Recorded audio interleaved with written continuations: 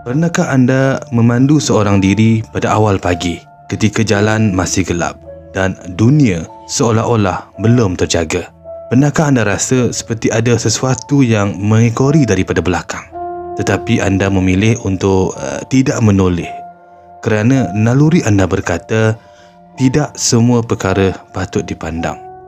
Kisah yang akan aku ceritakan ini telah dihantar oleh salah seorang subscriber kita.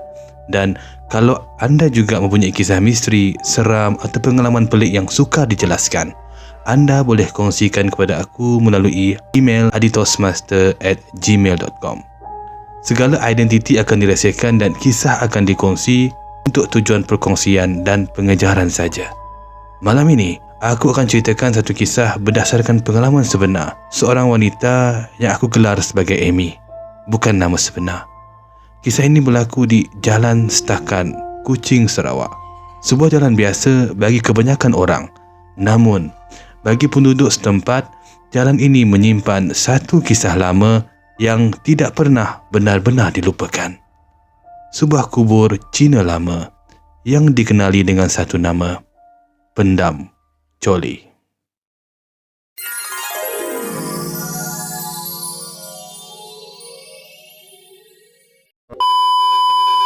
Pada waktu siang, jalan setakan ni kelihatan seperti jalan biasa saja guys. Lampu isyarat berfungsi, sekolah dipenuhi dengan pelajar, perumahan sunyi dan aman. Namun, apabila masuk awal pagi, terutamanya sebelum subuh ni, suasana dekat sini berubah guys. Sunyinya bukan sunyi kosong tau. Ia sunyi yang terasa berat dekat dada. Amy ni dah lama melalui jalan ini, hampir setiap hari pergi dan balik kerja. Namun, Amy tak sedar kadang-kadang tempat yang paling biasa ialah tempat yang paling lama memerhati kita. Kubur yang digelar sebagai Pendam Choli ni bukan kubur baru tau. Menurut cerita orang lama, kubur ini dah wujud sejak daripada kawasan setakan ni masih hutan tebal lagi. Waktu itu belum ada sekolah, belum ada perumahan, belum ada lagi jalan yang berturap. Hanya pokok besar yang rapat, tanah merah dan sunyi yang panjang. Apabila pembangunan bermula, hutan ditebang, manusia datang. Namun, kubur itu kekal di situ, tidak dipindahkan, tidak diubah. Seolah-olah tanah itu sudah ditanda sejak awal. Nama Pendam Choli ni guys bukan nama rasmi tau. Ia bukan tercatat dalam dokumen, bukan juga disahkan dalam mana-mana rekod. Menurut penduduk setempat, nama itu muncul melalui cerita lisan orang-orang lama tau. Tak ada siapa benar-benar tahu asal usul sebenar nama tersebut. Ada yang mengatakan ia sekadar gelaran kerana keanehan tempat tersebut. Ada juga yang percaya nama itu diwarisi tanpa pernah dipersoalkan. Bagi orang tempatan, nama itu bukan untuk ditakuti, tetapi untuk dihormati. Penampakan yang paling kerap diceritakan ialah seorang wanita yang memakai gaun putih.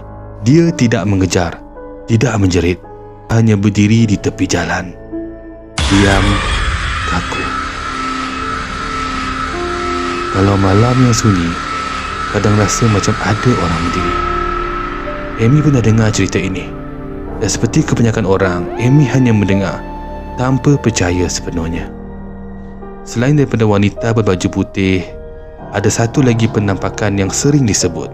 Seorang pelajar perempuan, baju putih, berkain biru, namun tak ada kepala. Tubuh itu melintas di kawasan lampu isyarat setakan tersebut. Tenang, seolah-olah tidak sedar dia sedang diperhatikan. Kira-kira setahun lalu guys, Amy ni pergi bekerja seorang diri tau. Pada awal pagi, masih gelap, jalan masih lenggang. Sehinggalah Amy sampai di kawasan jambatan. Tiba-tiba, sebuah kereta putih muncul di belakang. Dia bertanya, kenapa kereta ni ikut telur rapat ni? Amy cuba tenangkan diri. Namun, bila sampai di selekoh, kereta putih itu guys, hilang kau. Dalam minggu ini, kejadian lebih pelik berlaku guys. Ketika Amy hendak masuk ke kereta, alarm berbunyi kuat. Kereta mengunci sendiri guys. Bismillah, jangan panik, katanya. Amy masuk dalam kereta. Namun sejak saat itu, hati Amy masih lagi belum tenang guys. Baru keluar daripada lampu isyarat setakan, lampu tinggi menyambar. Bunyi hon motosikal pun menyusul. Amy perlahankan kereta. Hampir sampai di sekolah Muara Tuang, Amy merasakan seperti ada seseorang duduk di tempat duduk belakang. Amy pegang steering kuat-kuat dan dia menguatkan hati dan dirinya untuk menoleh. Dan disitulah sesuatu berwarna putih mengikut rapat. Ya Allah. Auzubillahi minasyaitanirrajim. Bismillahirrahmanirrahim. Bacaan Amy ketika itu tidak teratur. Air mata jatuh. Amy tekan minyak tanpa menoleh lagi. Orang lama percaya benda ni tidak muncul kepada semua orang. Ia datang kepada mereka yang lemah, penat, kosong, tekanan hidup, dan pada malam itu Amy adalah insan yang terpilih. Sejak kejadian itu guys, Amy tidak lagi melalui jalan setakan dengan perasaan yang sama. Kalau boleh dia nak elak, dia cuba elakkan tempat tersebut.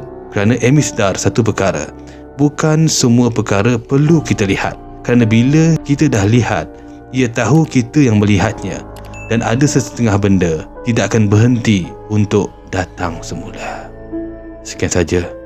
Dan kalau anda ada cerita misteri yang menarik, bolehlah email kepada aku.